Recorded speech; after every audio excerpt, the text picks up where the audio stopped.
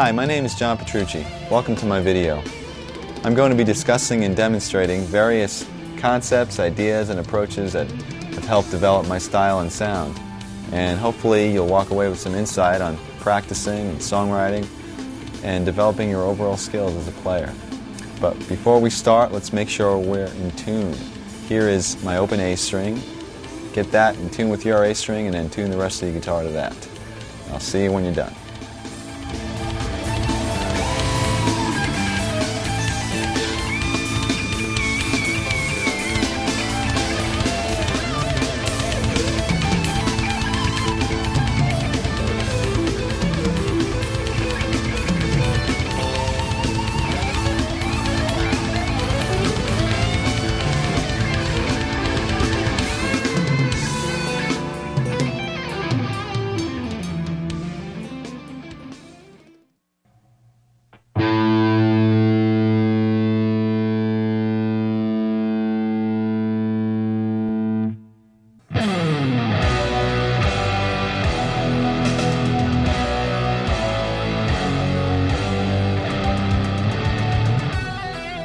Okay, I'd like to begin with some warm-up exercises, and we're going to start with a couple that don't involve the guitar at all. So put your guitar aside for a second.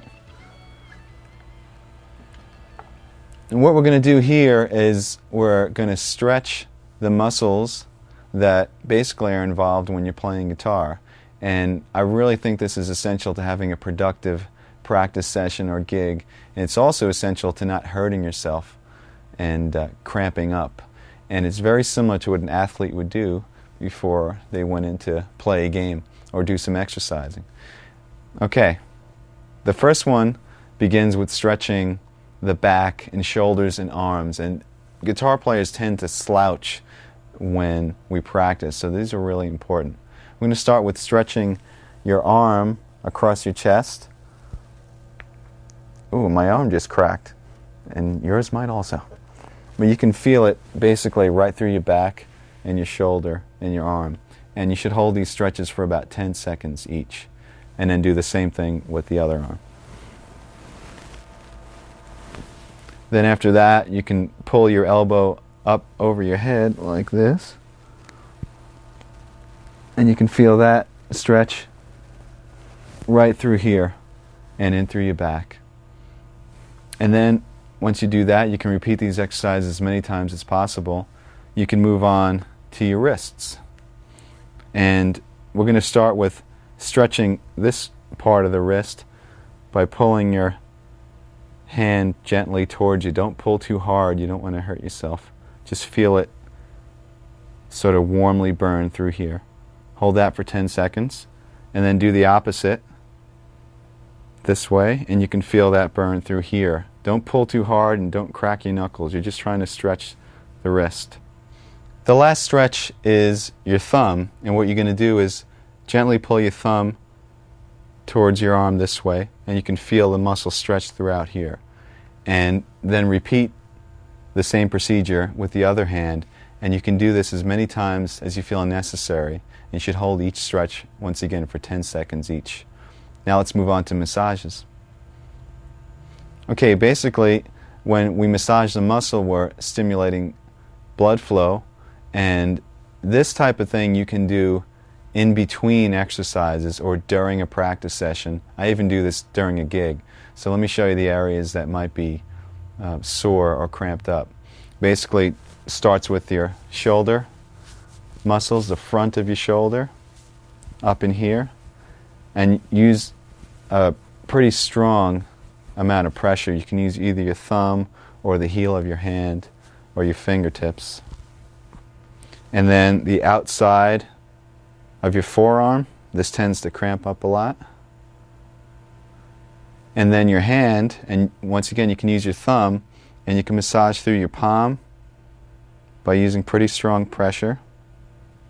And you can also individually do your fingers like this, going all the way to the tips. And this is great, once again, in between exercises. It really helps to keep your hands limber and loose. And there are other simple things you can do by just like rubbing one hand with the next and whatnot. And these type of exercises between the stretching and massaging should get you prepared to actually play the instrument.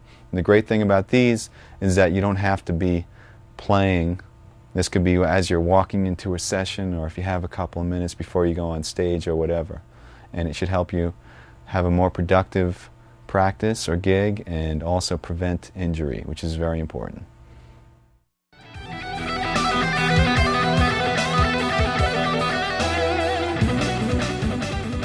Okay, now I'd like to demonstrate some warm-up exercises applied to the guitar. So pick up your guitars again. And basically what I'm going to show you is a few exercises concentrating on the stretching and independence of the left hand, and a few exercises concentrating on the freedom and accuracy of the right hand, and then we'll combine the two. Remember, the goal here is not to develop mega speed, but really just to warm up your hands and get them comfortable so later on we can accomplish some bigger tasks. So first let's work on the first left hand exercise.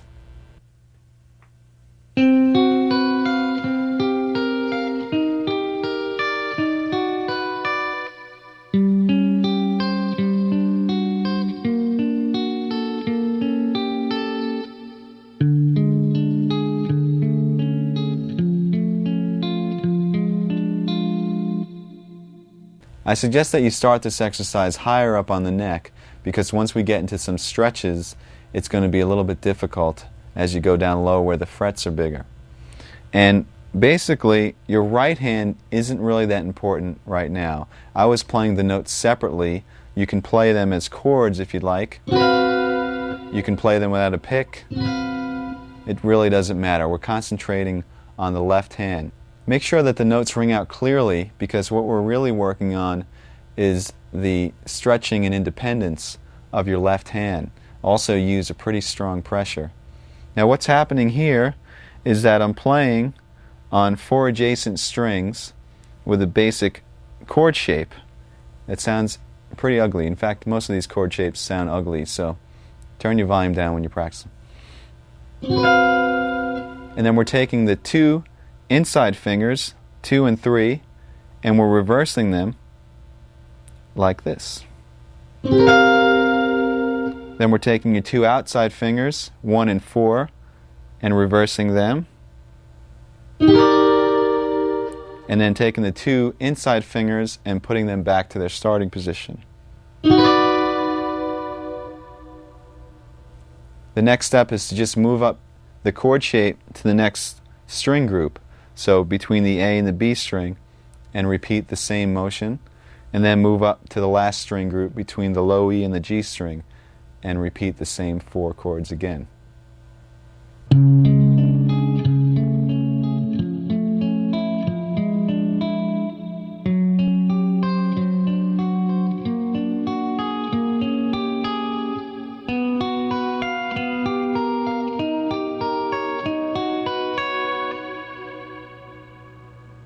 Okay, what I just played is the continuation of the first warm-up exercise. Basically, when you're through, you're going to have a sequence of stretches that continue down the neck. So this is considered part 2. And what I did is I started in our original position, which was between the low E and the G, and we were in the 10th position, and I stretched the first finger down a half step and kept the rest where they were, and did the same sequence of finger moves. So in other words, then reversing the 2 middle fingers, then the 2 outer, and then the 2 middle again, and just continued up to the next string group, and then to the final string group again.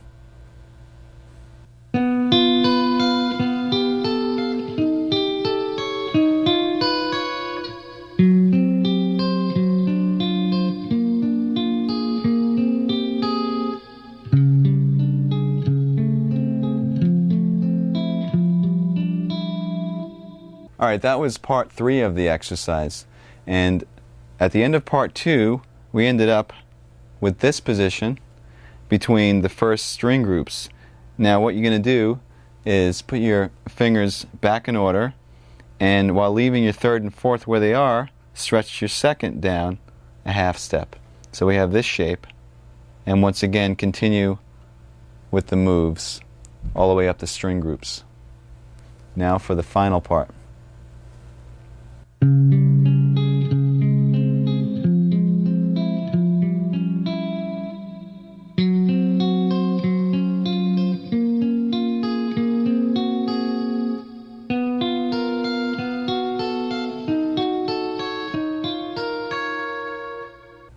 Okay, that was the final part, and if you haven't guessed already, what we did is we moved our third finger down a half step while keeping the pinky where it was.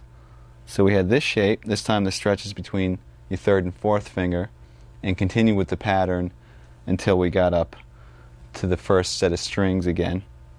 And then all you do is you bring your pinky down a half step, which brings you to the exact same shape that you started with, but you're a half step lower, because we started originally in the 10th position, now we're in the 9th position. And that's the first warm-up exercise. Okay, the second warm-up exercise for your left hand is basically a variation of the one that we just finished. You can start in the 10th position again with the same setup, and we're going to do the same moves.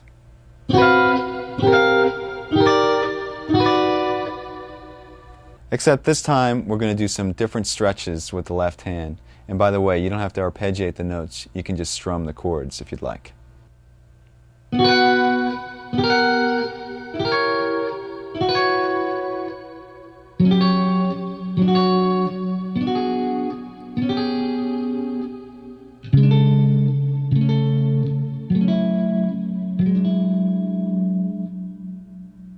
Okay, this stretch was different in that instead of moving one finger down a half step, we move the first finger down a half step and the fourth finger up a half step. So we have a double stretch between the third and the fourth and the first and the second. And then we did the same exact moves.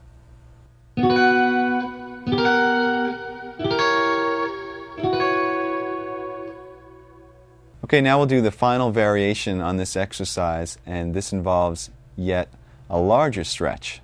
Here's how it goes.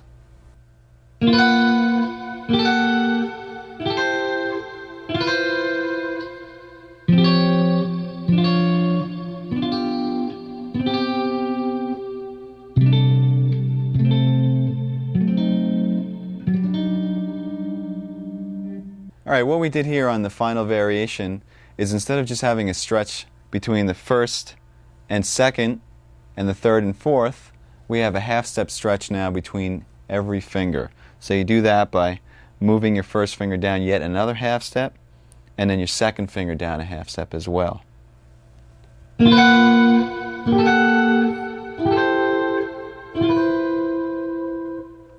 Remember when doing these exercises to make sure that the notes ring clearly, and see just how far down the neck you can go by moving downward by half steps.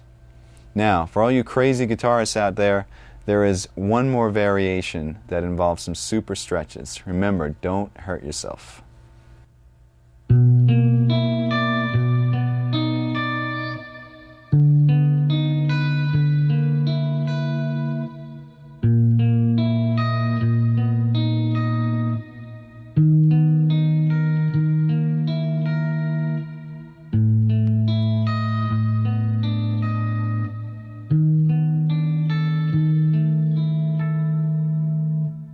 As you can see, I started out in a lower position, which made the final stretch a lot more difficult.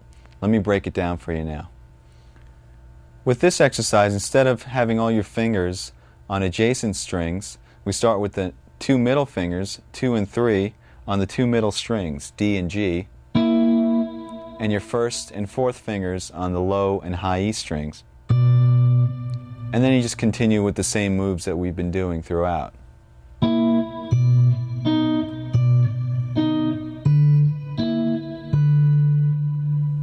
The moves from here should look familiar. We move the first finger down a half step, and the fourth finger up a half step, and then the first finger down one more half step, and the second finger down another half step, creating a full step between each finger for the ultimate stretch. What I usually do is I play these exercises in sequence, one after the next without stopping. I start on the 12th or 10th fret and work my way down chromatically until I can't stretch anymore. Now let's turn our attention to right hand exercises, and you can give your left hand a rest.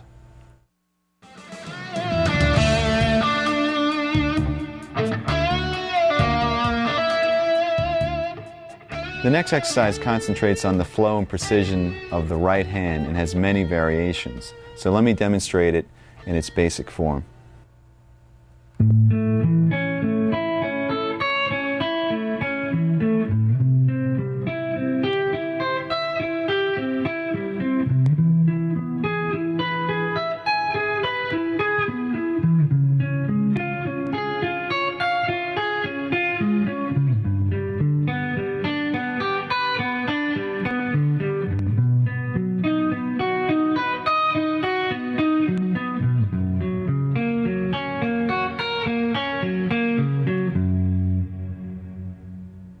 As you just heard, that exercise involved notes that were being arpeggiated intervallically. So let's talk about the left hand shapes that I was going through.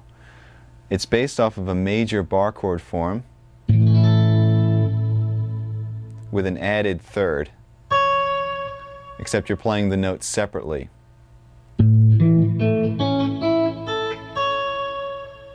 And then we just sort of intervallically disperse those notes. Now that bar chord is moved up through a progression that doesn't make too much sense, but at least makes the exercise a little bit more interesting. It goes A major, C major, E major, C sharp major, G major, B major, and F sharp major. Alright, now let me show you the pattern that we're doing throughout the chord or arpeggio. We're starting on the root, we're skipping a string, and going to the next note in the arpeggio. Then you're going to the second note of the arpeggio, in this case which is E, skipping a string again. Then to the third note of the arpeggio, the fourth. So we have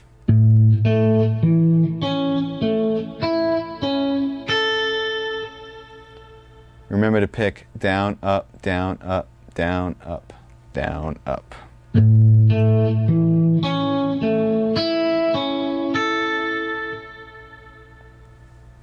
To descend, you start on the added third, which is C sharp on the E string, and skip down to the G string.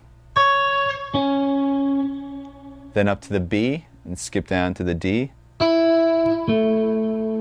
Up to the G, skip to the A.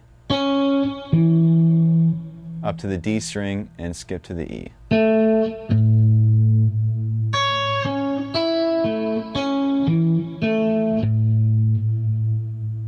Remember once again to keep your right hand picking consistent. Down, up, down, up, down, up, down, up. Don't let that falter at all.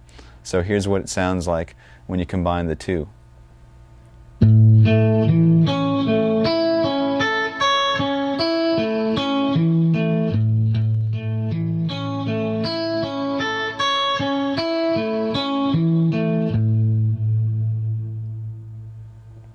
And then from there, just go through the sequence of chords that I outlined earlier, and you have the entire exercise.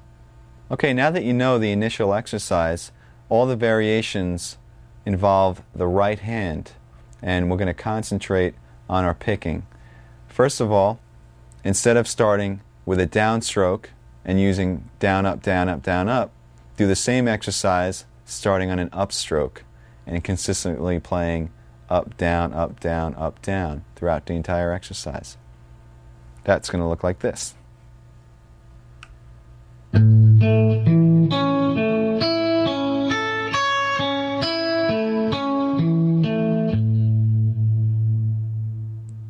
It might be a little bit more difficult at first, but the reason we're doing this is so in any situation you'll be able to pick.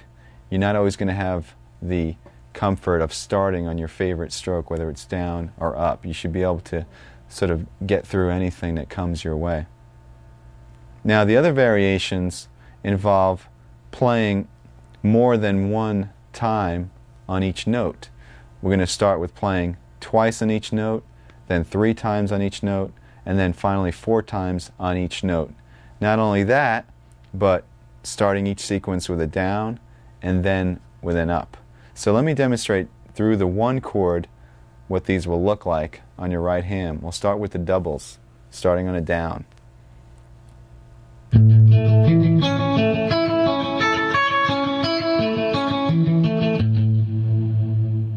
Then double starting with an up.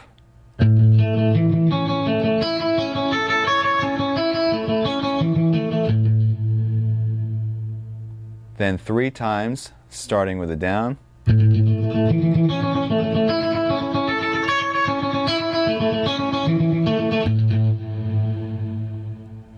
Three times starting with an up.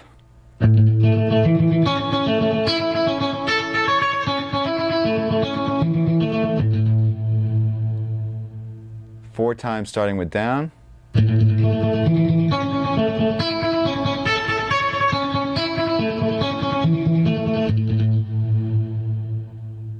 And finally 4 times starting with an up stroke.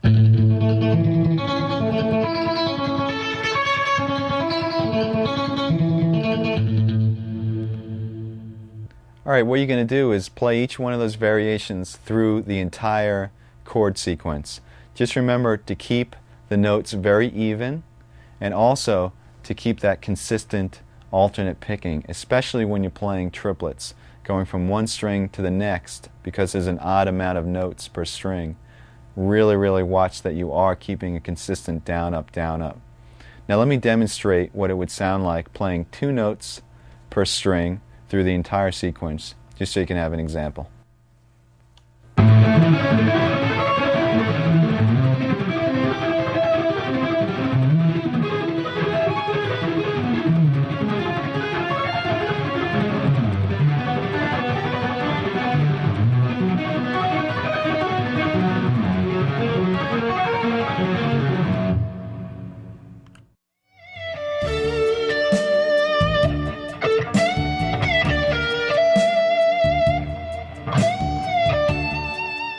I basically have technique broken down into 4 categories.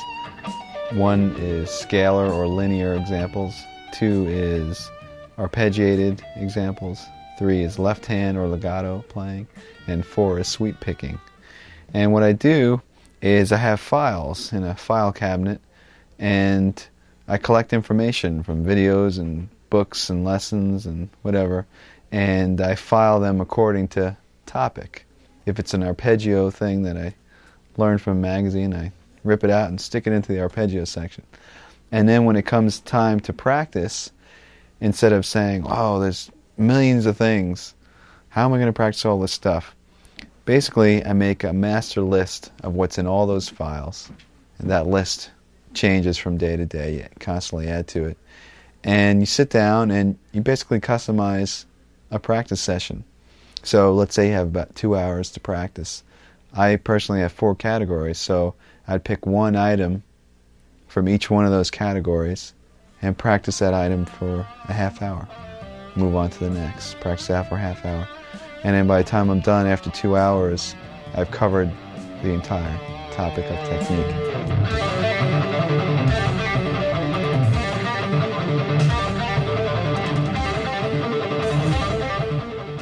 Okay, now that we concentrated on the left hand and the right hand individually, let me show you a few exercises that are equally effective for both hands.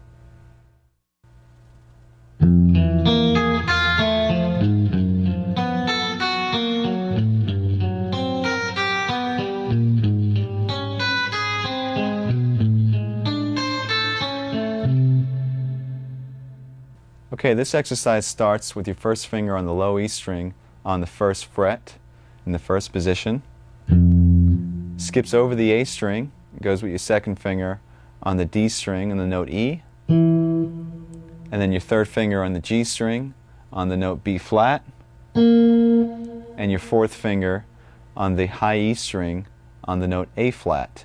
And your right hand is picking, once again, down, up, down, up.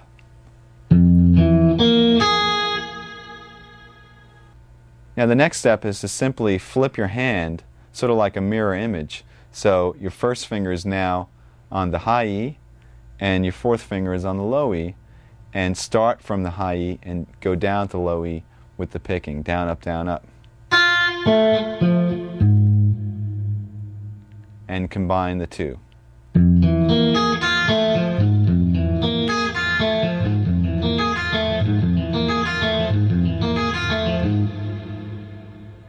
What I did after that is I ascended chromatically, and you should take this all the way up to the 12th fret, and then descend using a similar but slightly different pattern. Here's how it goes.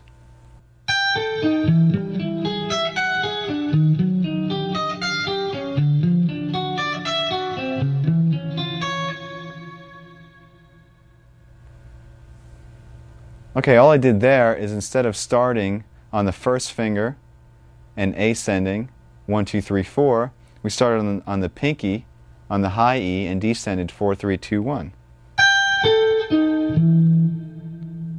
Once again picking alternately, and then we reversed that image like a mirror and started on the fourth finger once again on the low E.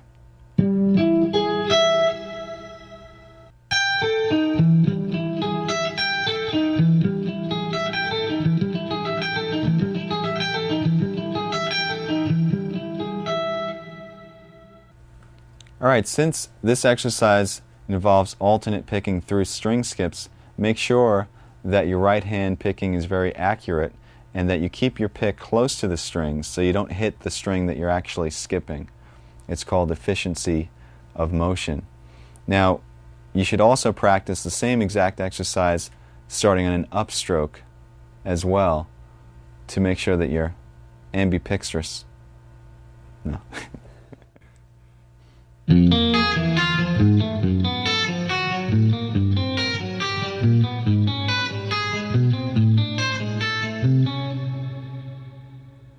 That was a slight variation on the exercise that we just did. Instead of playing the notes in order, 1, 2, 3, 4, I'm playing 1, 3, 4, 2, 1, 3, 4, 2. And the notes and skips are exactly the same. Make sure you keep the picking alternate. Let me show you now the descending version.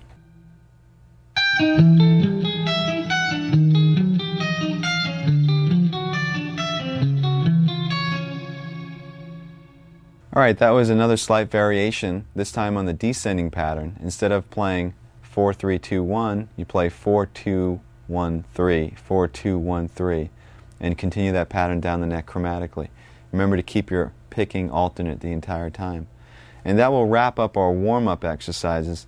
I usually play these type of exercises for, I guess, about 10 to 20 minutes before actually tackling some more difficult practicing or a gig or whatever. And it usually helps to get both hands acclimated to the guitar, especially when you're cold. So have fun and make sure you warm up.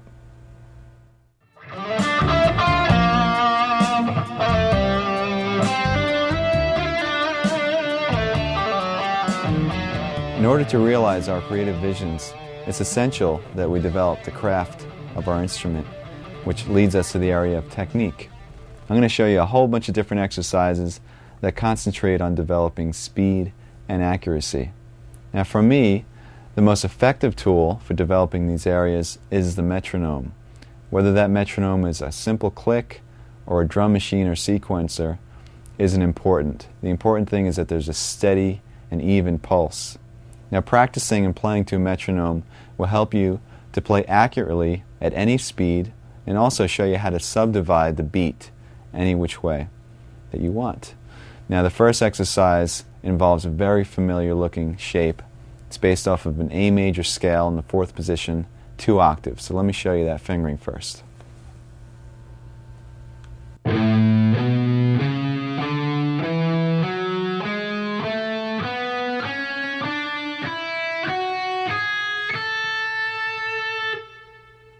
This exercise involves playing to a steady pulse. In other words, the speed or tempo of the click is not going to change, but how we subdivide that click is going to change. First, we'll start with playing one note per beat, which is chord notes.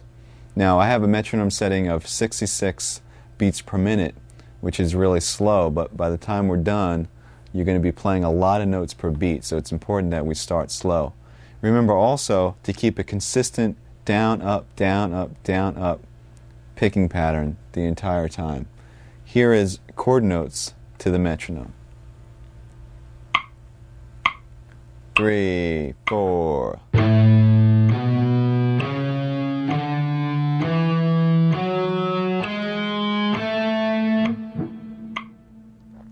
Now when you're playing this, remember, it might seem easy, but really concentrate getting even spacing between all those notes. It's actually more difficult when you have a lot of space in between the clicks. Now let me demonstrate eighth notes to the metronome. This would be 2 notes per beat. 3, 4.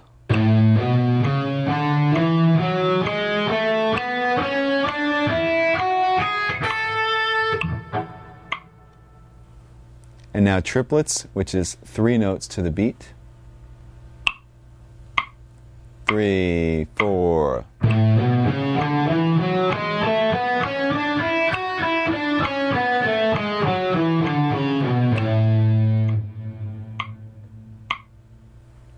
The next division is 16th notes, 4 notes per beat. 3, 4.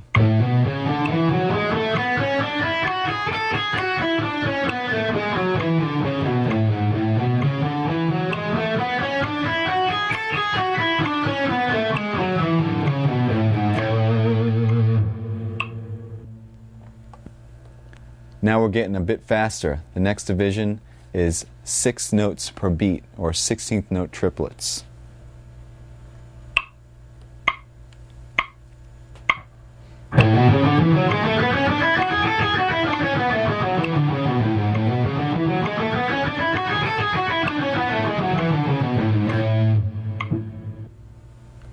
And the last group is 32nd notes, or 8 notes per beat. And this is going to be quite faster than what we started. But remember, the pulse didn't change at all. It's just the division of that pulse. 3, 4.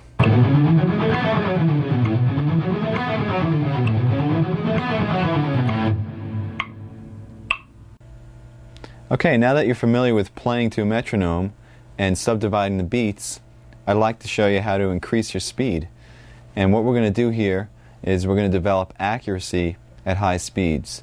The basic concept is you start with a slow tempo on the metronome, play the exercise or example as many times until you've mastered it at that tempo, and then increase the metronome about 8 beats per minute, and then play the exercise over and over at that tempo, increase it, and so on until you get to your desired tempo. I'm going to demonstrate this with an exercise that uses chromatics, 4 fingers in a row, and they're played as 16th notes to the metronome. Let me show you the exercise first, then I'll show you how to develop the speed.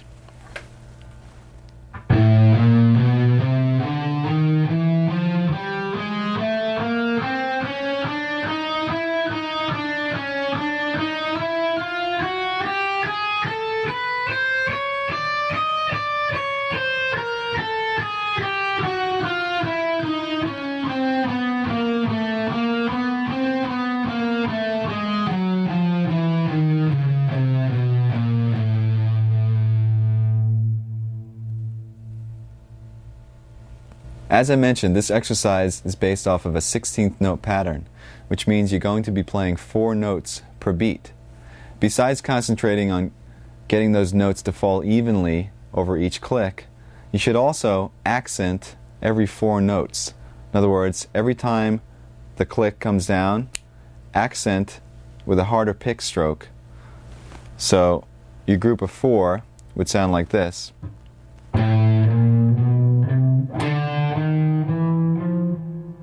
Etc., etc.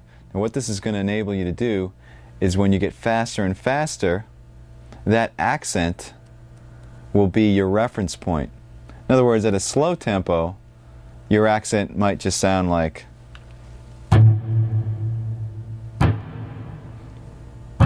etc. And you'll be able to know where you are. But at a faster tempo, when the notes are whizzing by, your accent might be, in other words,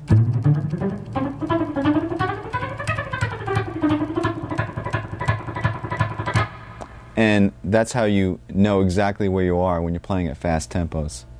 So what I'm going to do here is I'm going to show you how I would take this exercise and develop it speed-wise. Now, the first thing you have to do is you have to get a goal tempo. Let's say our goal tempo for today is 200 beats per minute. Now, normally I would start this pretty low on the metronome, maybe about 100 or so, and it would take me quite a while to get to 200.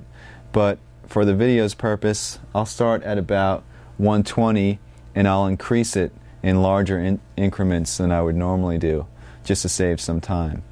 And what's going to happen is by the time I get to 200, hopefully not only should it be wailing, but it should also be clean. Another thing to keep in mind is your technique that you're using when you're playing slow should be the same technique that you use when you're playing fast. In other words, when you're playing slow, you're programming in your technique. So when you play fast, be consistent in your hand position and also in your left hand position, your right and left. Okay, here we go.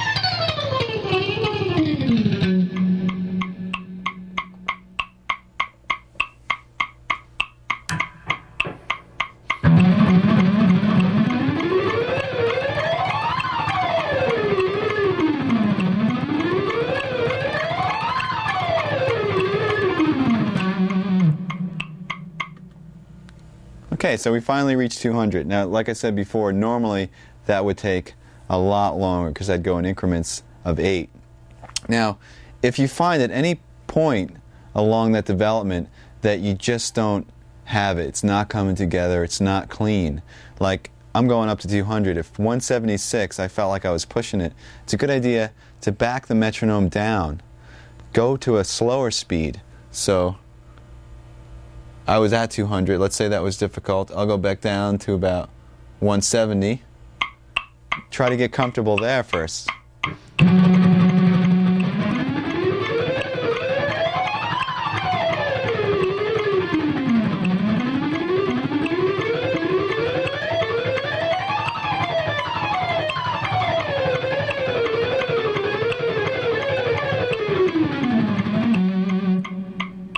And then go back up to 200 and see how it feels.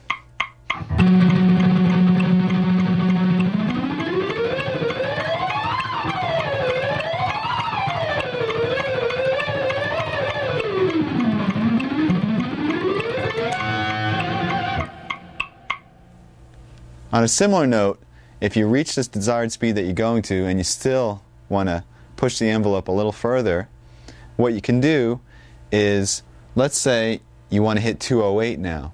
Go past 208, go to like 216 and just kill yourself, and then go back to 208 and that tempo will feel a lot easier.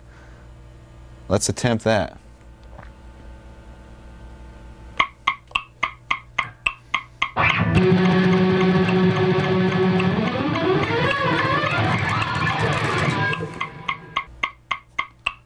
That was very difficult. Let's go back down to 208 and see if it's any easier now.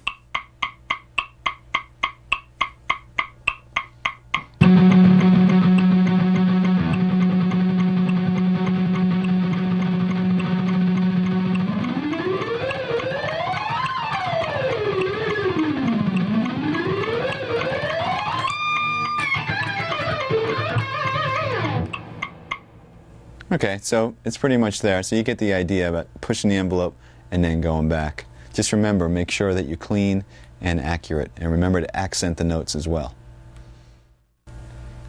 Okay, now I'd like to demonstrate the same technique, building speed and accuracy, but this time with a 16th note triplet pattern.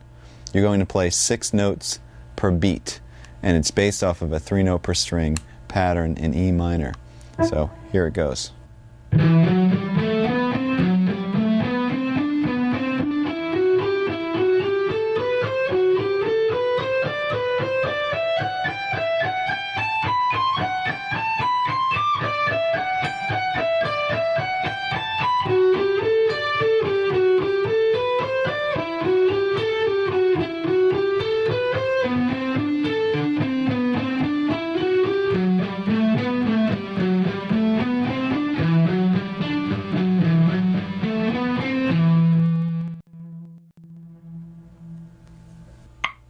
One, two, three, four.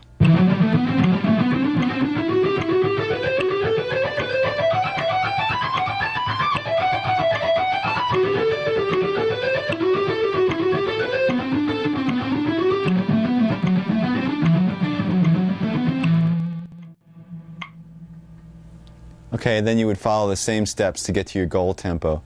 Let's say your goal tempo in this case is about 126. Let's hear what it sounds like at that tempo. 1, 2, 3, 4.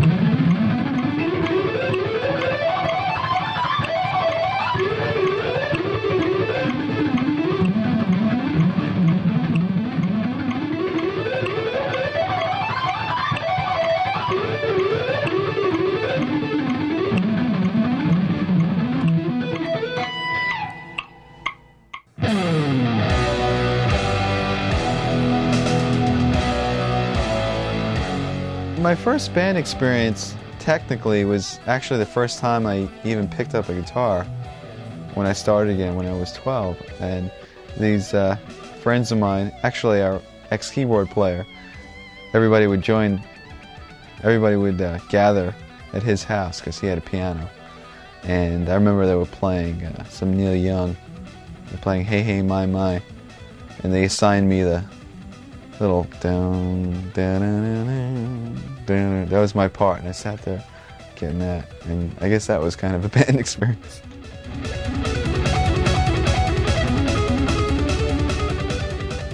Another good way to develop speed is to work on what I call fragments or segments.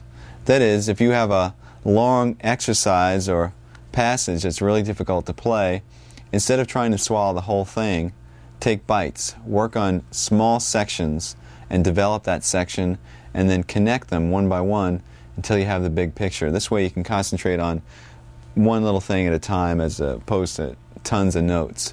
Now I have several examples of what I call scale fragments, and they're little patterns that you just play over and over and over and over, and eventually I'll show you how to develop these into long scale sequences that you can use in soloing and whatnot. So let's start by going through the different scale fragments.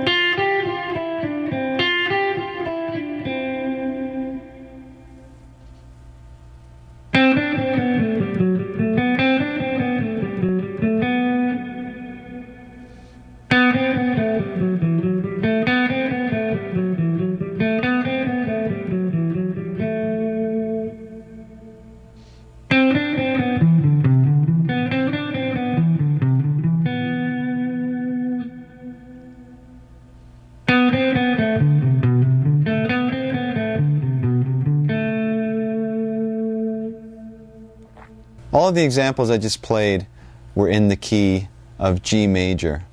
You can play these anywhere on the neck between any two strings. It doesn't really matter. You can practice them chromatically, meaning if you were playing this one, perhaps play it 4 times in each position and then move up a half step.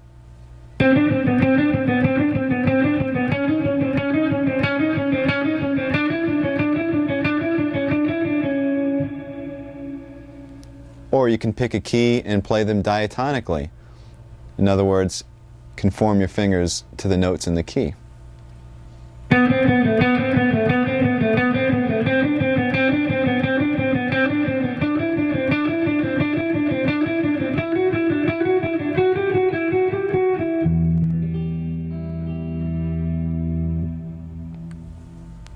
You can practice these scale fragments with the metronome, as we discussed, or there's a couple of other ways to develop speed. First way involves playing the exercise over and over and over, but starting in a slow tempo and gradually increasing the speed and then bringing it back down to a slow tempo. So you're almost like revving, you're playing.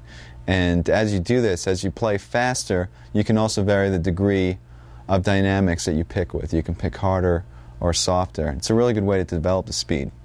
Here's an example.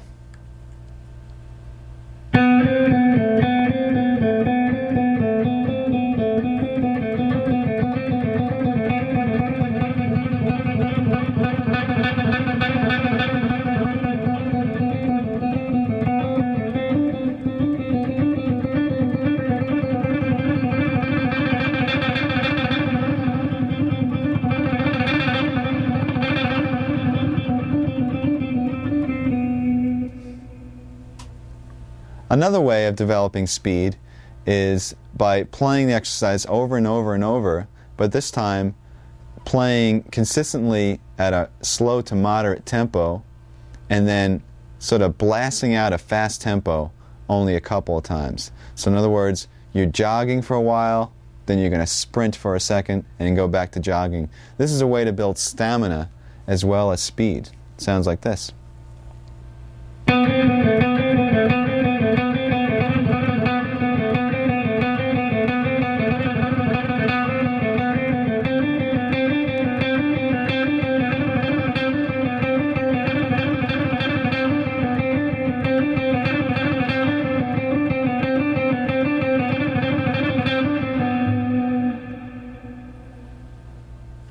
Now, a fun thing to do when you're working on all these exercises, since they're pretty similar, some of them are using 16th notes and some are 16th note triplets, is to sort of interact. In other words, mix them together. Like you might have one that sounds like, which is what I've been playing for the last couple of seconds. And there was another one that went. There was also another one that went. Try combining some of these exercises randomly and use your imagination. It might sound something like this.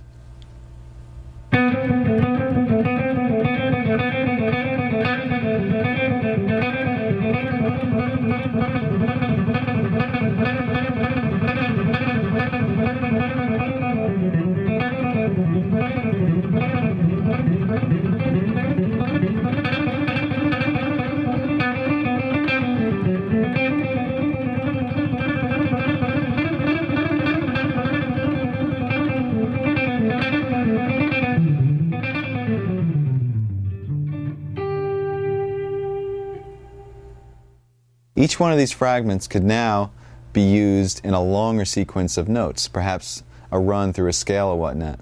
So let me show you how a few of these can be developed. 1, 2, 3, 4.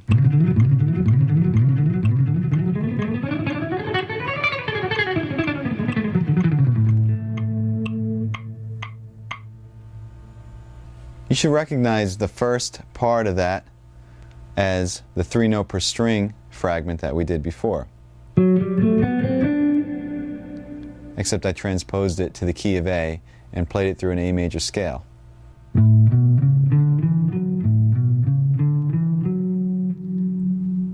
And the sequence consisted of playing that same pattern starting from each string.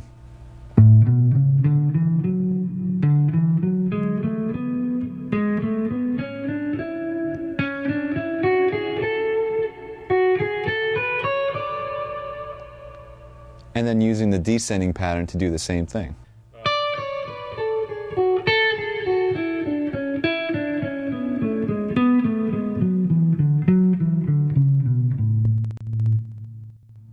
And you can play these patterns through the scales. You can change positions. You can play and repeat the sequence in any position as many times as you want. Just kind of mix it up, and that makes for a good run in a solo if you're trying to build some tension. I'll demonstrate that a little bit later. Let's move on to another long sequence of notes that's based off of another fragment.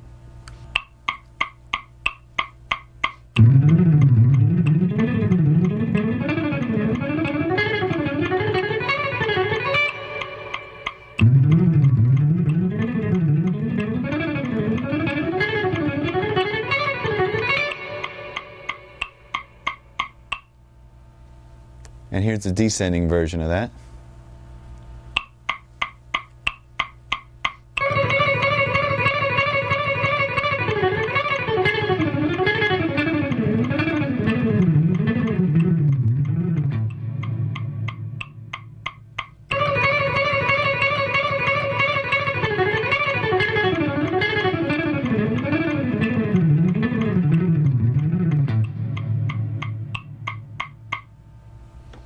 Okay, once again, hopefully you recognize the little fragments that originated these little runs. And descending, while it's fresh in our mind, came from that and sounded like this.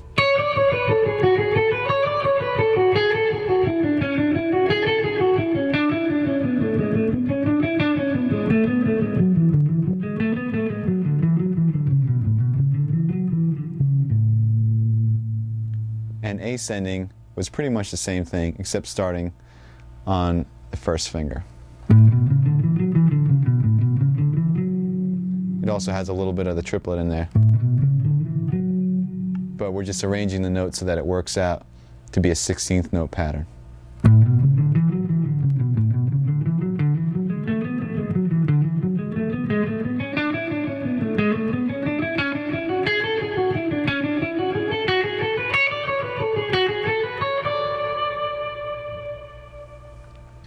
Here's another example using a fragment that includes string skipping.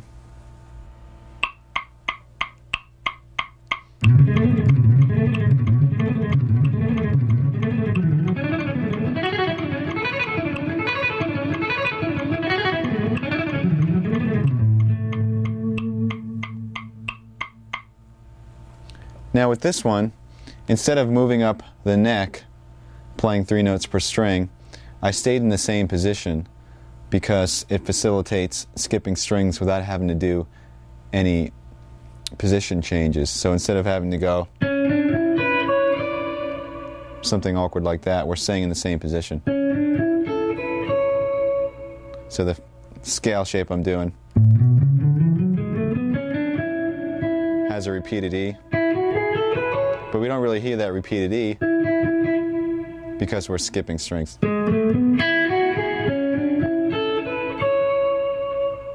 Here's the pattern slow.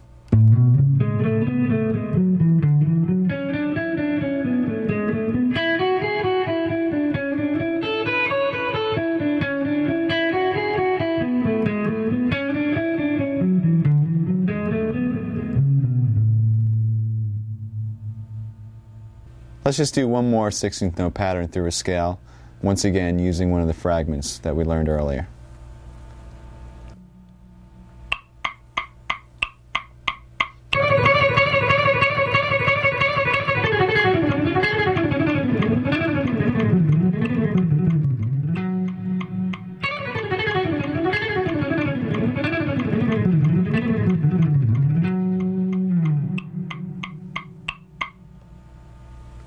Here it is slow. See if you can recognize the fragments in this one.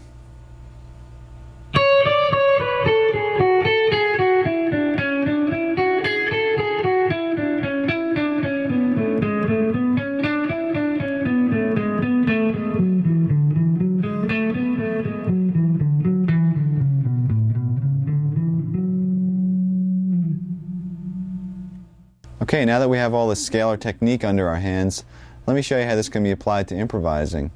I'm going to solo over progression in D minor, basically using D Dorian and D minor scales, and I'm going to throw in a couple of these 16th note runs, and you can see the way it interacts with the melodies and whatnot.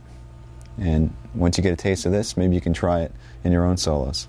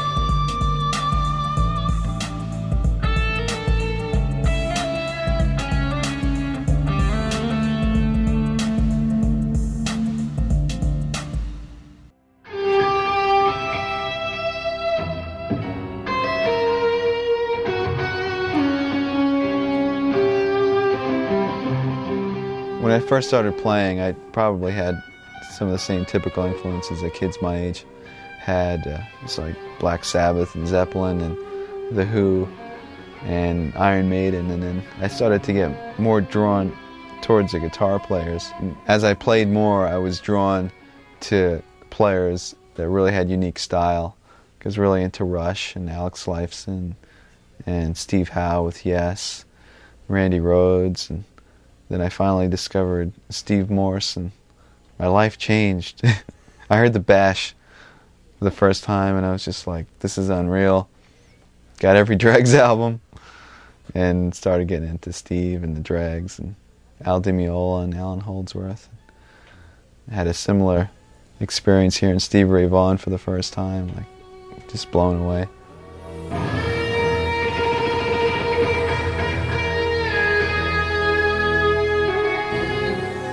One of the more difficult techniques for most guitarists is using alternate picking through arpeggios.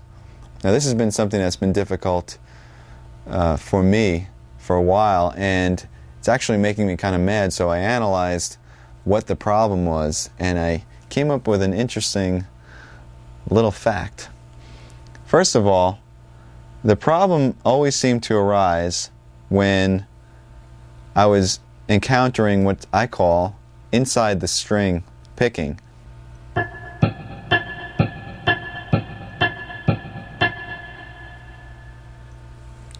that to me is really difficult because it seems like your pick is kind of trapped in between these two strings, as opposed to playing on the outside of the strings like this, where it feels like you have a bit more freedom of motion. To experiment and see if this is a problem for you, I suggest playing two notes on adjacent strings, let's say A on the G string and D on the B string, and first try picking them starting with a downstroke and then with an upstroke. And let's see how that feels. Try it at various tempos, see how fast you can get it.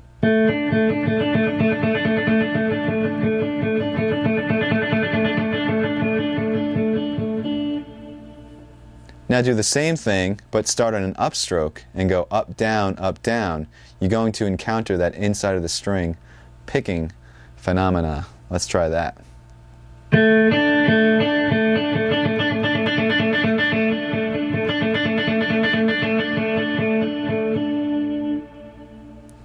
Now my right hand immediately starts to tense up as soon as I encounter that inside of the string technique, and I think it's because I feel like I'm sort of trapped and I have no range of motion. This is usually a problem for most guitar players. Some guys have this taken care of, and we'll have to shoot them all. But anyway, how do you practice this? How do you get around this? Well, very simply, you just practice the motion that you're having a problem with.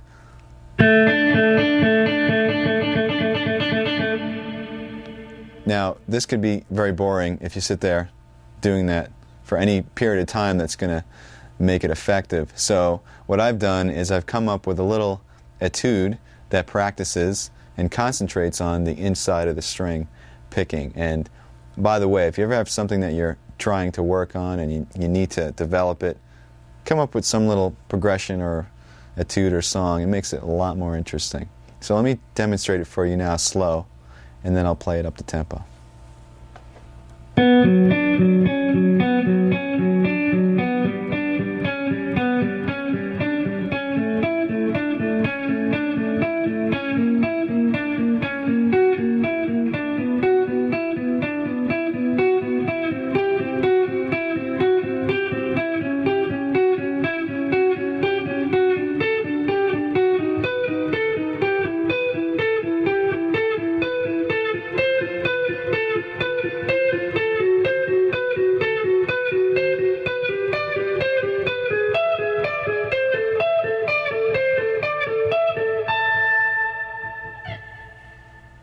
Now I'm going to demonstrate this up to speed with the metronome. Make sure that the pick strokes are even and that you maintain, in this case, down, up, down, up, down, up, because we're starting on a higher string and going to a lower string, which once again makes us encounter this inside of the string technique. So here we go.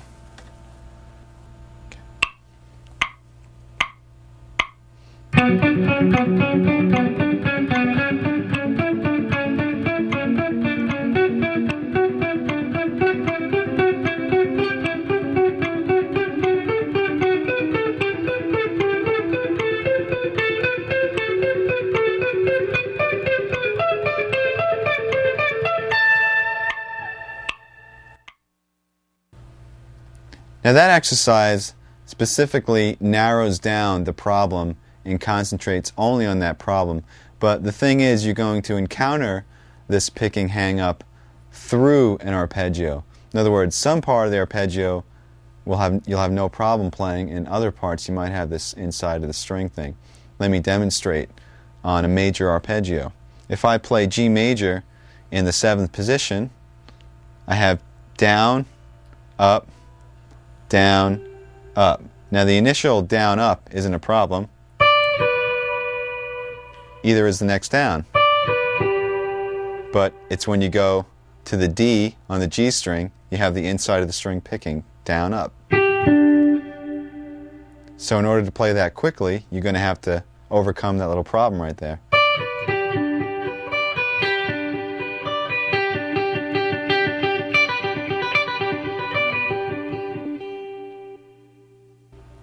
So once again, instead of practicing that same arpeggio over and over, I came up with another little etude that incorporates major and minor arpeggios, and that picking hang-up is kind of snuck in the middle of the arpeggios. So it's not just only concentrating on that, but it's incorporating it into a larger picture.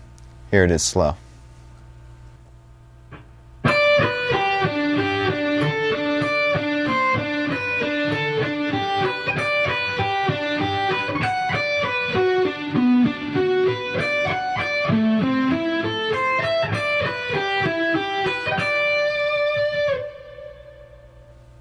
Now I've added an extra challenge to this one because not only are we working on the picking hang-up, but we're skipping strings while doing that hang-up. Let me show you where that happens.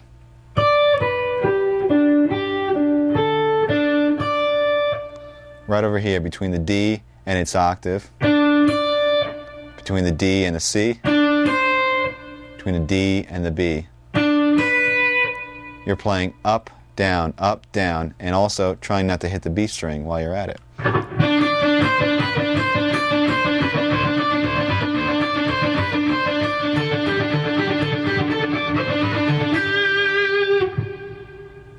Here it is up to tempo.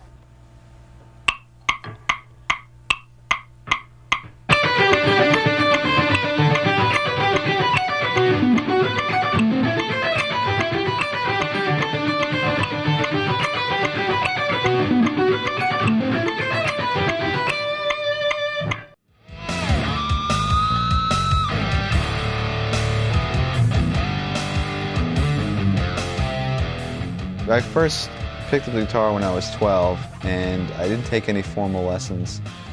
I took music theory my last 2 years in high school, so I had 2 years of that, and I went to Berkeley right out of high school. A couple of times I had some scattered lessons before Berkeley. I took a few lessons to try to prepare myself, and I remember going to group classes with a friend of mine, but I never really took any formal continuous lessons. By the time I went to Berkeley, I had been working on technique and chops and stuff like that, and I had a couple of years of classical music theory. So when I came into Berkeley, all the things like arranging and sight singing and harmony and a jazz perspective, I had no clue. So I remember taking the placement and just getting in like level 1 of everything and starting from scratch. And I think that most I learned there was in harmony and about chord structure and progressions, and also how to continue to learn, because that was one of the things that I kind of picked up on, is that there's such a resource out there, whether you're going to school or not. I mean, it's great to go to school because you have the discipline of going every day, but there's just so many resources out there.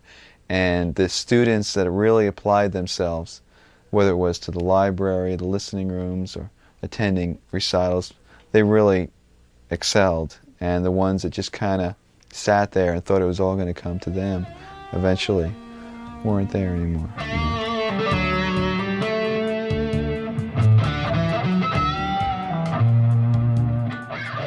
Now I'd like to concentrate on left-hand strength. What we're going to do is we're going to work on some scale fragments once again, but instead of picking them, we'll play them legato. In other words, we'll use all hammer-ons and pull-offs. And basically, I'm going to show you a couple of different patterns, and then I'll show you how to practice them. So let's start with the legato patterns.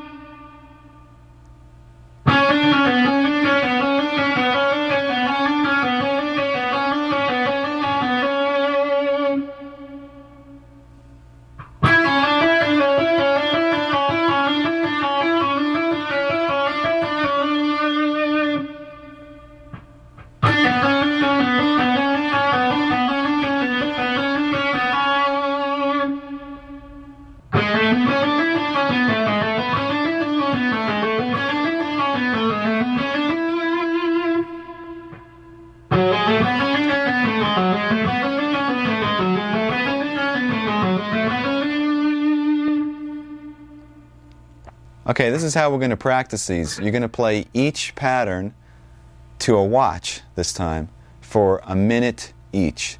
If you feel like you need more, you can do each for 2 minutes or 3 if you'd like. The idea is to not stop. Do one exercise into the next, a minute each. And you can play them at varying speeds. Just make sure that the notes are clean and that you're using complete legato technique. Now, with the last couple, notice I did pick, except I only picked when I was ascending from the D string to the G. Happened right over here.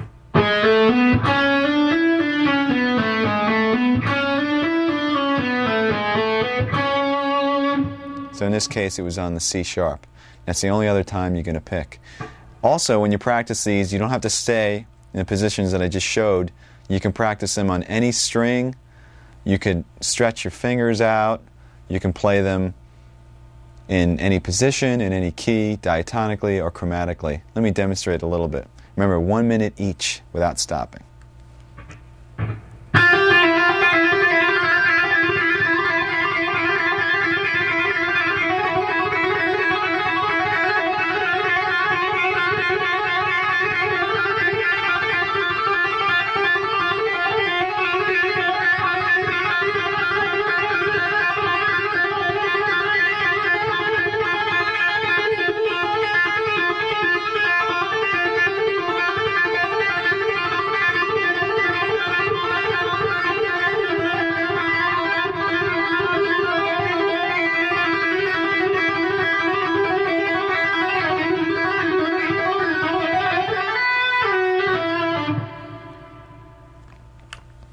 That's the idea.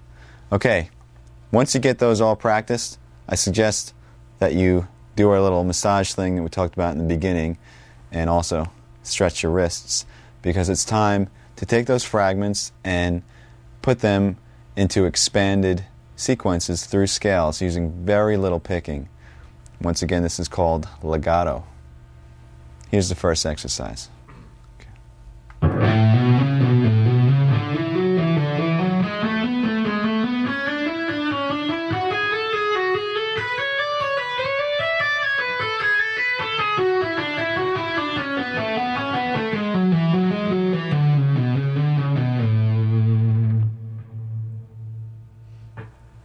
Okay, basically what I did is I took one of the fragments, the one that went like this,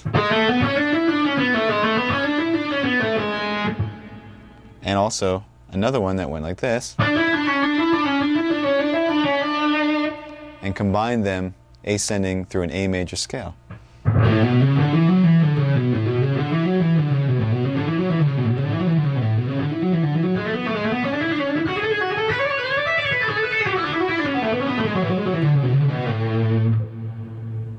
Descending, we shifted up to the next position in the key and worked our way back down the scale. Let me play the two scale positions by themselves, just so you know what they sound like straight through.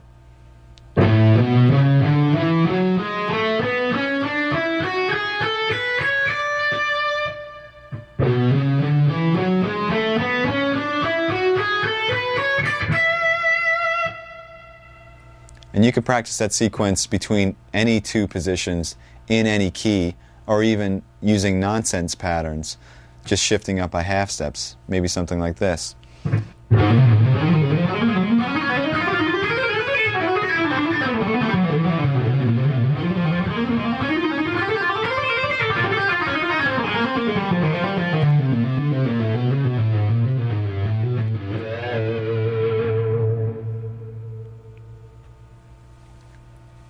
Now let's hear the original pattern up to speed.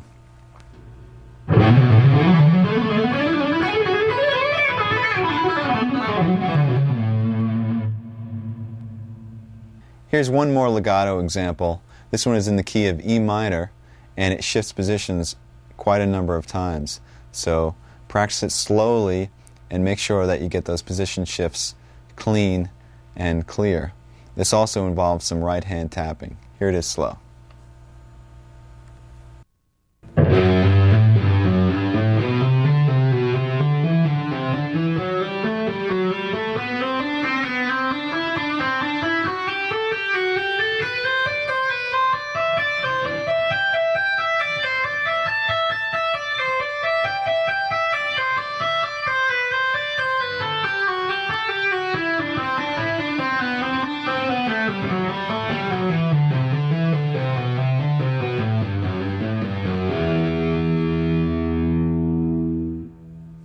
Let's break this down into segments so you can practice each section and then put it all together.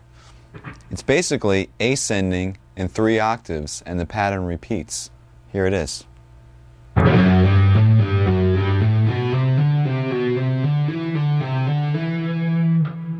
So it's starting on F sharp and ending on E, and then starting on F sharp an octave higher,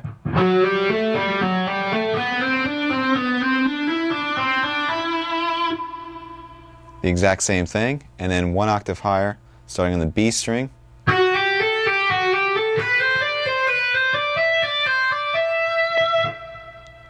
So this is a perfect example of practicing segments and then connecting all of them to get the whole run. Because you might just want to practice each octave at a time.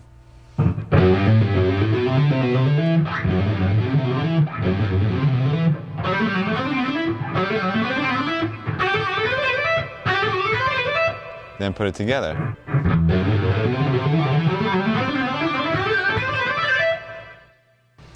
When you get to the top, you're tapping the G on the high E string, and it's basically a double tap. And then you're tapping A, and then back down to G.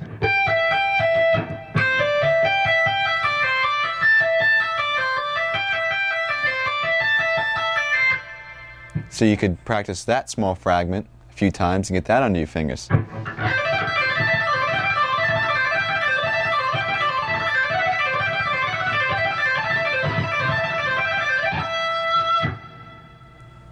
And descending, we have another 3-octave pattern.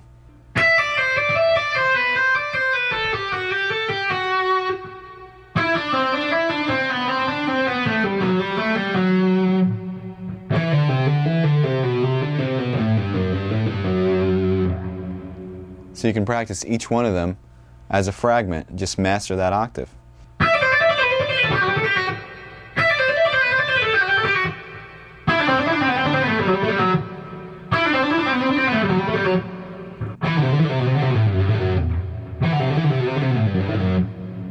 And then put them all together.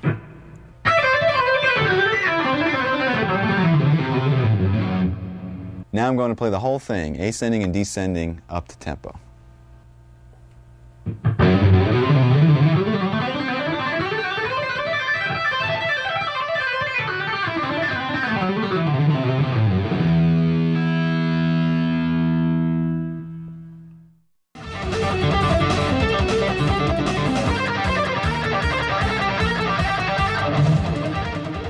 When we first started the band, we were all 17 or 18 years old. So the last album that we just put out, I mean, it's like almost 10 years later. So I think we've all matured as songwriters, and you know, we listen to the old demos and whatnot, and there's bootlegs of those demos and stuff, and it's just like, oh my God, what were we thinking, you know? So the music and writing has definitely evolved.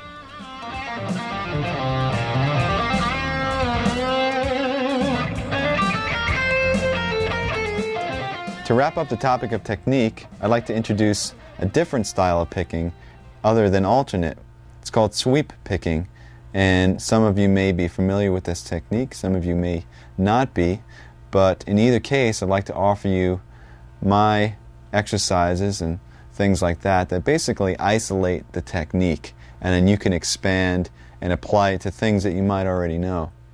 Now I usually apply sweep picking to arpeggios and not really to scalar examples. And I also use it in a way where it's sort of a weapon or a tool to execute a fast flurry of notes. Let me show you a couple of exercises that work on the technique.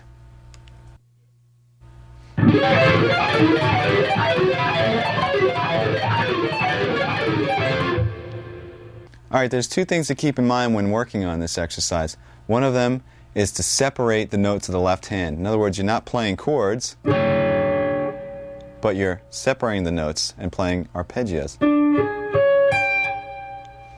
And also, with the right hand, you want to separate the notes as well. In other words, don't strum them all together, but push down on the pick so it knocks into the next string,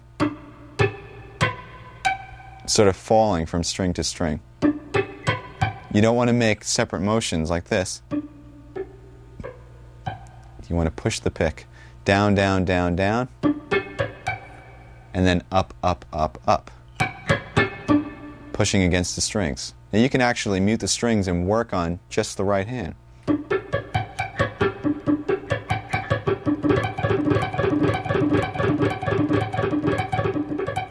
You don't want it to sound like this. You want the separation. The left-hand pattern is very similar to some of the warm-up exercises we were doing. It involves 4-finger mirror type shapes. It starts 1, 2, 3, 4. then reverse, and go 1, 2, 3, 4 again, starting on the high E. Move up a half step, and play 4, 3, 2, 1 from the D to the E string. Do the mirror image, and play 4, 3, 2, 1 from the E to the D. Here it is again.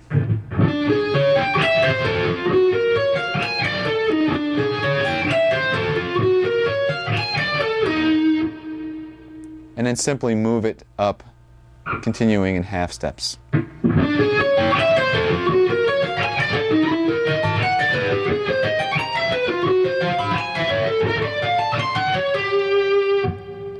You can also play this on different string groups if you want.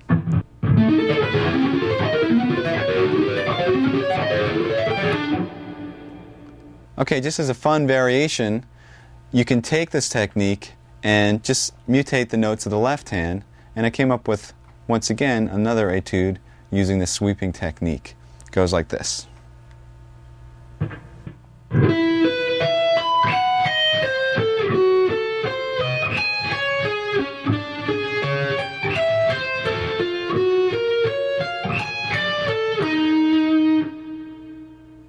Here it is played to the metronome at 176 as 16th notes up to speed.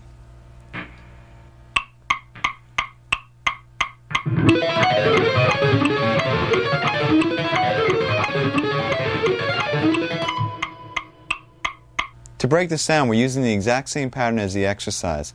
In other words, 4 notes ascending and 4 notes descending, and then doing the same thing starting on the pinky, except I just changed the notes. We start on E, and we're playing a power chord, E, and then the 5th B, and then we're doubling that, E and B.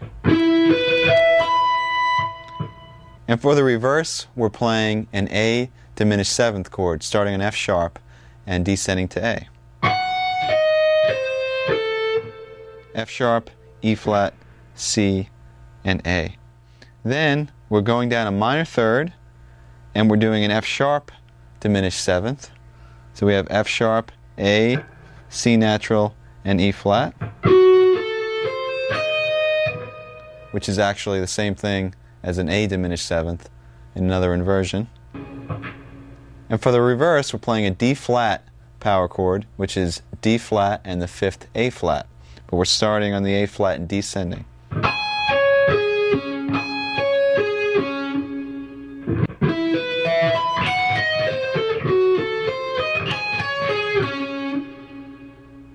And to finish it up, we're doing the original exercise.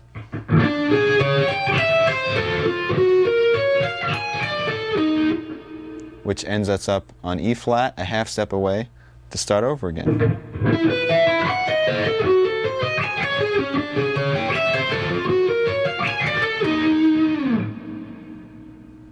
Here's one more sweep picking exercise. This one's applied to arpeggios. Let me demonstrate it for you slowly.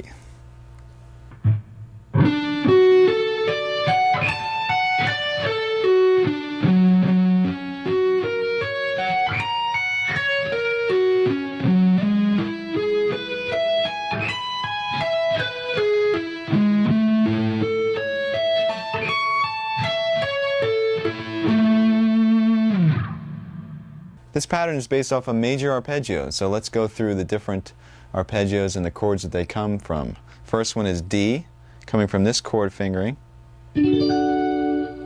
with an added 5th, A. The second one is F sharp, based off of an F sharp bar chord, with an added 3rd.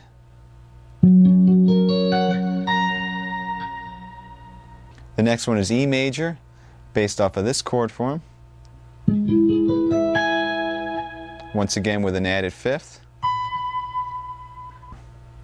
And the last one is A major, based off of this bar chord with an added 3rd.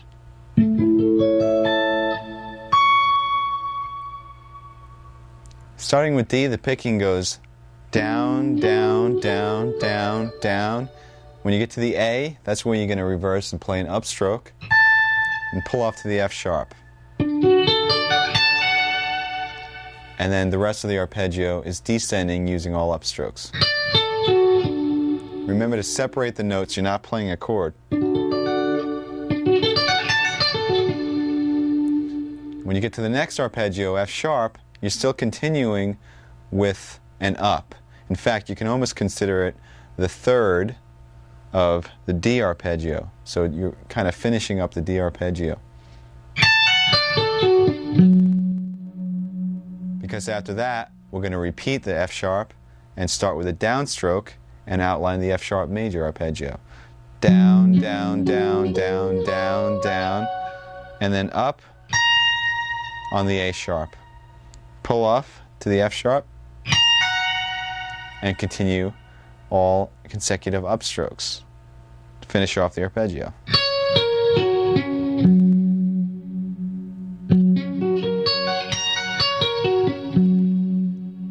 So from the D to the F sharp, it sounds like this.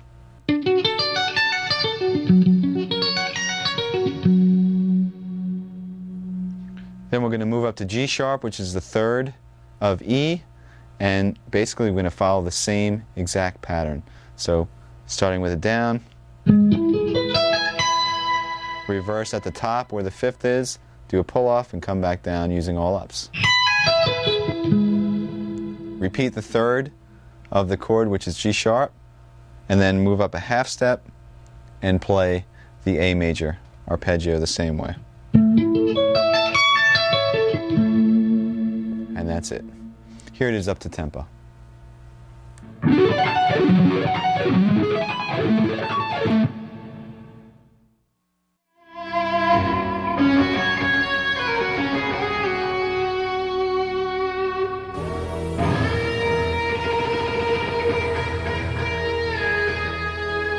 The majority of our writing process is together as a band.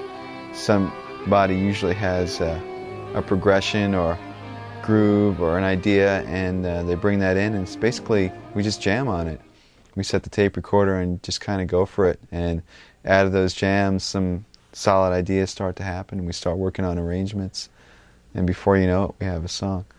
Do you write lyrics yourself at all? Yes, I write lyrics, and I'm really interested in lyric and melody and how that contributes to the song, the real importance of the lyrics and the melody and the vocalist. The cool thing is that all of us were basically influenced by the same bands, and a lot of them happen to be progressive, like Rush and Yes and the Dregs and Genesis and even Zappa's music. So when we all got together at Berkeley, it just kind of naturally came out, this type of music in Odd Times, and even you know, using the harmony that was a little bit more experimental or creative and whatnot. And it was just kind of a natural direction for us all.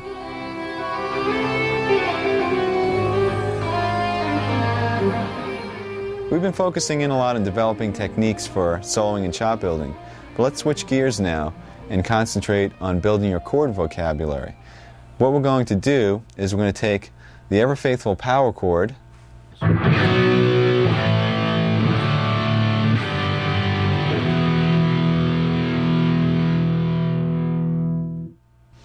by adding certain notes to these chords, we're going to mutate them, and we're going to add some colors and drama into basic chord progressions. So let's first make sure everybody knows what the power chord is.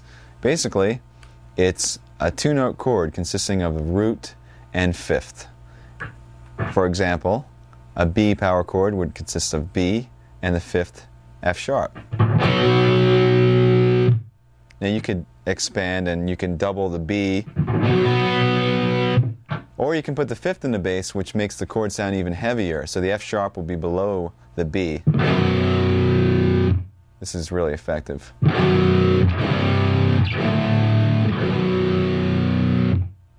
And one other type that's not really a typical power chord, but it's a progressive power chord. You take the root, the fifth, and you add the ninth on top. It sounds like this.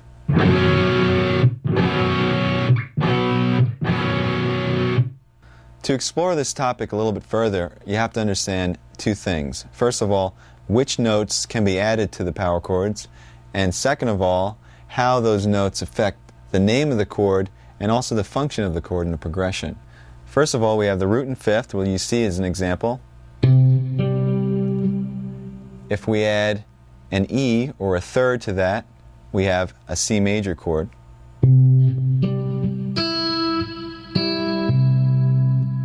If we add an E flat to that, which is a minor third, we have a C minor chord.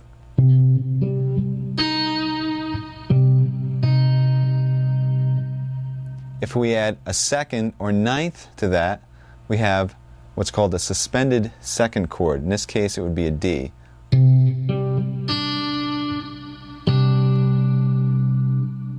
If we add a fourth to that, we have what's called a suspended fourth. In this case, the fourth would be.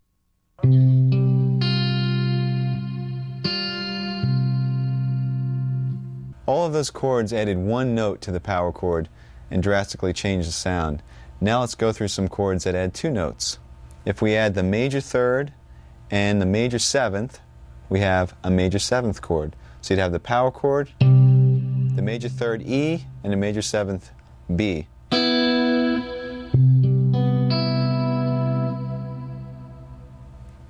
If we add the minor third and a flat seventh, we have a minor seventh chord. In this case, it would be an E flat and a B flat added to the power chord.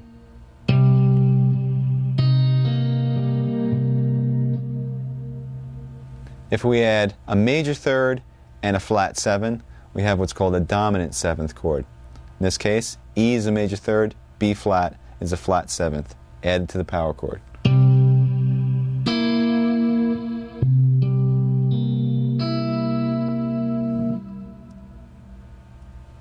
And now there are a couple of chords which I call add nine chords. What they are major and minor chords. So we're going to have a major and minor third added, and on top of that, the ninth as well. A major add nine would add a major third E and a 9 D.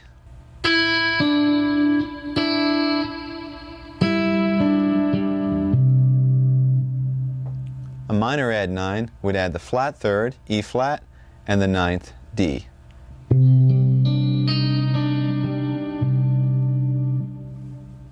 Now let's talk about how the 11th added to the power chord changes the name. We'll keep the major third, and we'll add an 11th, and we end up with a major add 11th.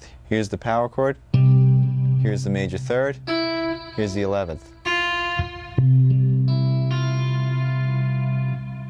Don't worry, we won't be playing these fingerings.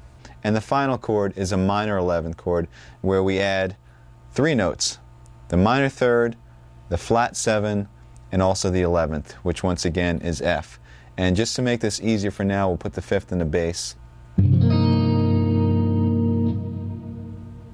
Now what this new information allows us to do is to take a simple chord progression that you wrote, maybe you have a great melody going, and develop the sound of the chords to add some spice. Let's say the chord progression we have is all power chords A, F to G. Very, very typical.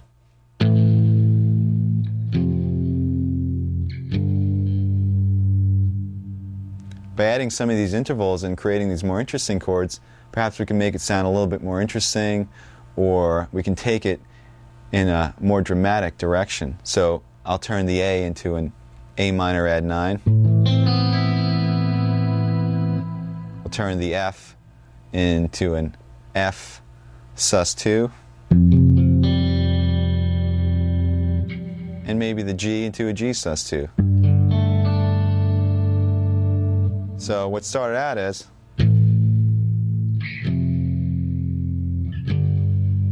now it sounds like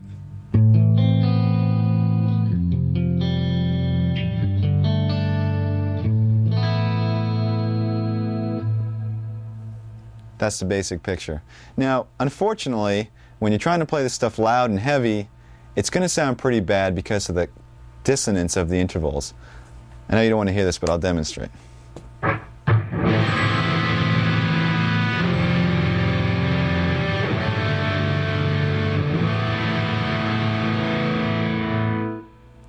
some of them don't sound that bad, but once we start getting to 11ths and 7ths, believe me, it's horrible. People will cringe. So here's where orchestration comes into play. What we're going to do is we're going to divide the part up into two separate parts. And you can do this when you're recording, or you can do it in a band. If you have a bass and guitar, you can divide the parts up. Or if you have two guitar players or guitar and keyboards. The concept is one guy plays the power chord, or the root and the fifth, and the other guy plays the added tension. Sometimes it's either one note, sometimes it's two, sometimes it's three. So I have a couple of examples that demonstrate how, in our case, open strings added to power chords will create some interesting sounds. So let's go through the different chords we can create, and then we'll make a little song out of it.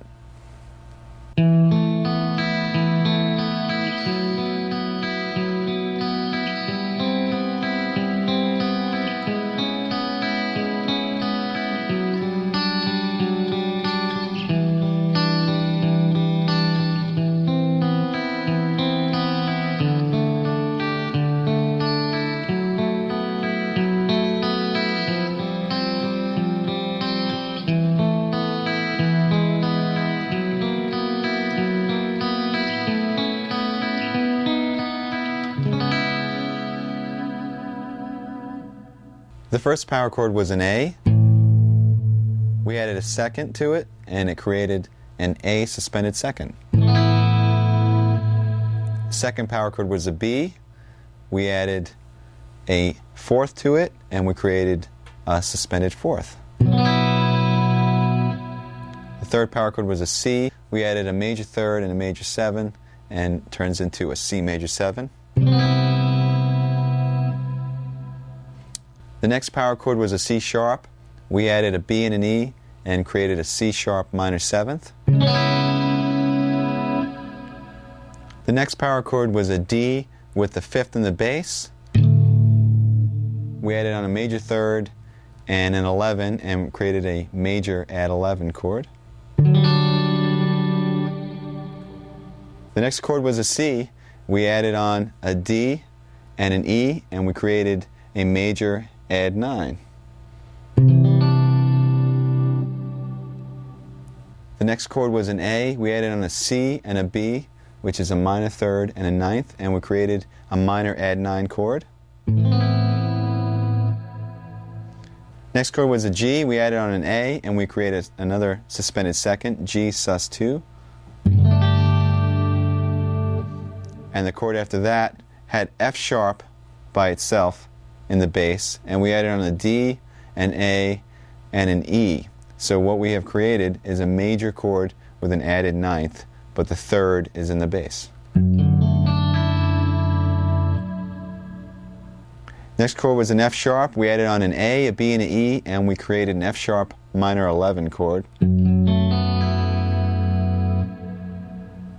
Chord after that was an F. We added on a G, and we created an F sus 2.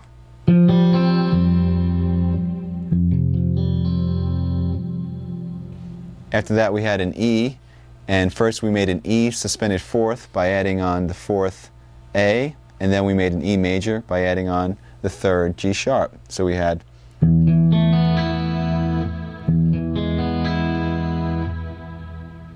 the next chord was an F sharp. We added on an A sharp, a B, and an E, and we came up with an F sharp 7 add 11.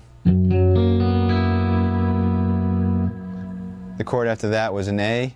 We added on a B and a C sharp to create a major add 9. And the second to last chord was a B, and we added on a D sharp and an E to create a major with an added 11th.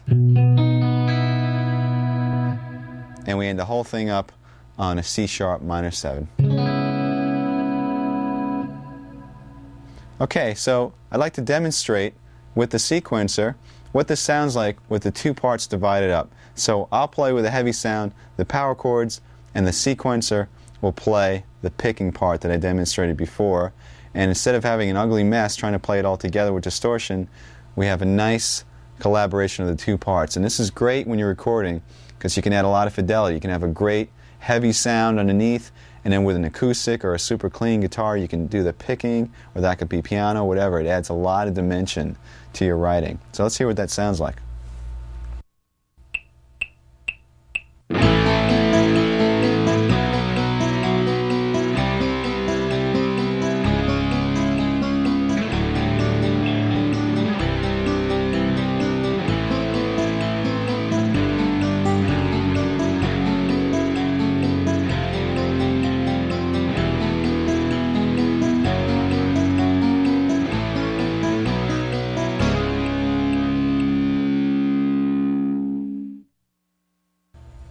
As you can see, our power chord has come a pretty long way. We started with some really basic nonsense, and we came up with some pretty cool sounding chords. Now, granted, the progression that I created for that exercise really doesn't make too much sense. So let me show you a little song that incorporates a lot of those chords and is more like a piece of music. I mean, you can use it for background to a vocal part, or it could be backing up a solo or whatnot, but it uses basic power chords that I'll be playing, and the sequencer will be playing the second guitar part.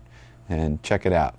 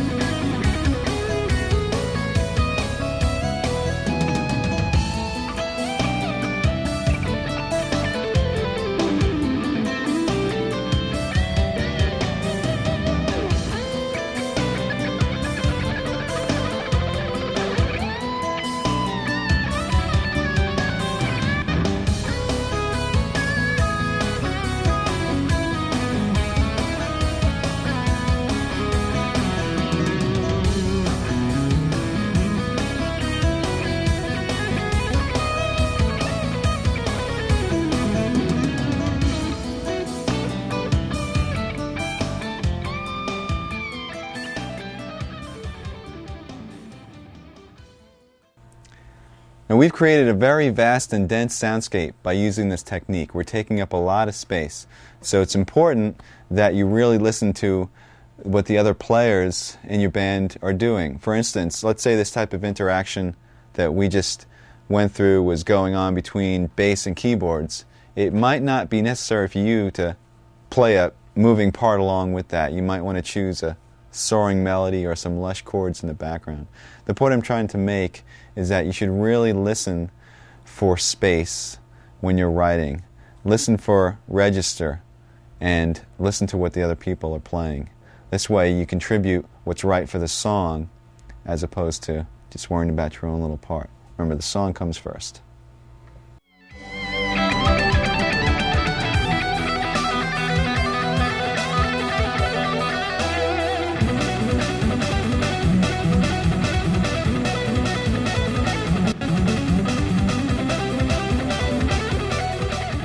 Yes, it is.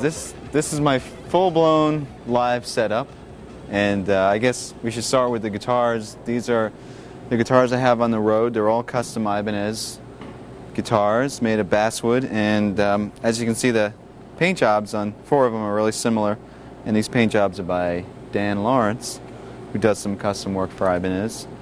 And basically, I have 2 7-strings. This one is sort of a prototype, and this is a main one that I use. And 3 6-strings on the road. There's string gauge is 9 through 46, and the low B on this 7-string is a 56, and they're Diodario strings. And the pickups are DiMarzio. As you can see, each guitar is the same setup, just 2 humbuckers, and they're all direct mounted into the body. There's no middle pickup at all, and the knob placement is so that my hands don't sort of knock into anything. Like on a Strat, you might have a problem with your pinky or whatnot. And these pickups were custom designed by Steve Blucher for DiMarzio. And basically one of the interesting things about these, as you can see on all the other guitars, is there's one 3-way toggle switch. And the cool thing is that in the middle position, you have the center 2 coils on, but they're still hum canceling. It gives a really sweet sort of scooped sound for clean passages, particularly. And the frets are 6100, and it's a rosewood fretboard. This is my live setup. This rack was custom designed by Mark Snyder, and basically you got 4 Mesa Boogie cabinets. They're Celestion Vintage 30 speakers in those cabinets. And what's going on here is I have an amp switcher, and the amp switcher is switching between 3 different preamps, 2 Triaxises and a Boogie Mark IIc Plus. Everything that's in the rack, like the Crybaby and the noise gate and the volume pedal and the parameter pedals, are all hooked up through this multi-pin system that goes to the pedal board, which I'll show you in a second, and it makes setup very easy. And also, the rack has a data dump. It's an Alesis data disk that allows me to save or reload any of my MIDI programs for the PCM 70 or the TC Electronics 2290 or even the Mesa Boogie Triaxis. So once again, on the road, it's really important to have backup and to make sure that nothing goes wrong. And it's also very well shielded. All the grounds are isolated from the chassis, so you have no buzzes. Or once again, it's really important from venue to venue with the different sort of RF and electricity that goes on in these stages. I use these picks. These are Jim Dunlap Jazz 3s for all the electric playing.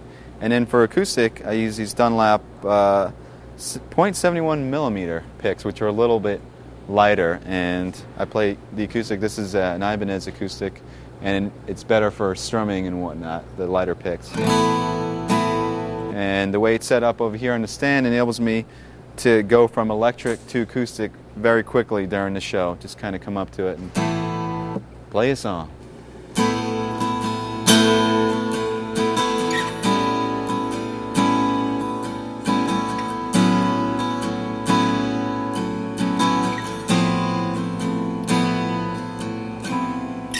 Okay, this is the pedal board that I use live, and this was custom designed by Mark Snyder. Once again, as you can see, here's the other end of the multi-pin that's coming in, and basically that has all your connections for the tuner and the Mesa Boogie Abacus pedal board, parameter pedal, a volume pedal, and a wah pedal, and that includes all the AC. Just one cable right to the rack and to the pedal board.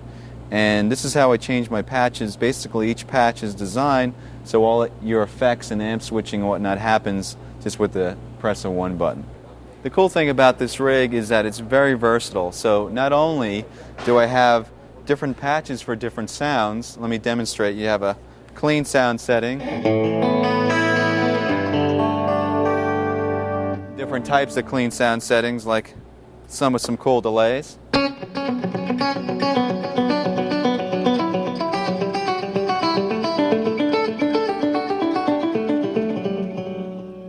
And then we have some basic heavy rhythm sounds.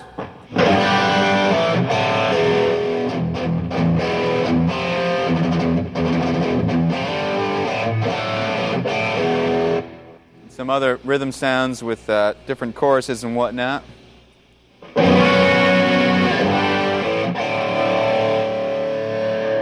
And also a couple of cool lead sounds.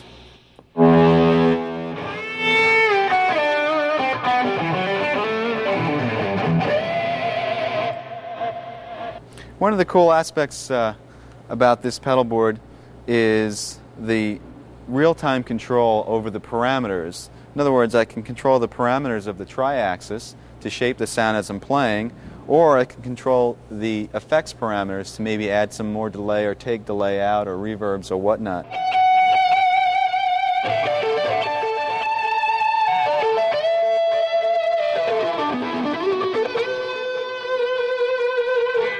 But if you're playing a faster line, you don't want as much around it, so you just ease off the pedal so there's not as much delay on it.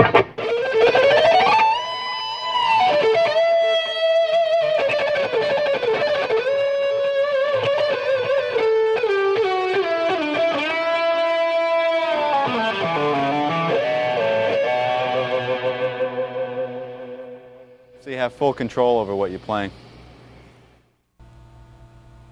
Well, there you have it. We covered a lot of ground in this video, and there's a lot of information to swallow. Just take your time and go through section by section and really try to get the most out of it. The best is to apply what you learn as well. I hope this has been inspiring and that you can use some of these ideas and approaches in your own playing and writing. And I had a great time doing this video. I hope to see you on tour. Bye-bye.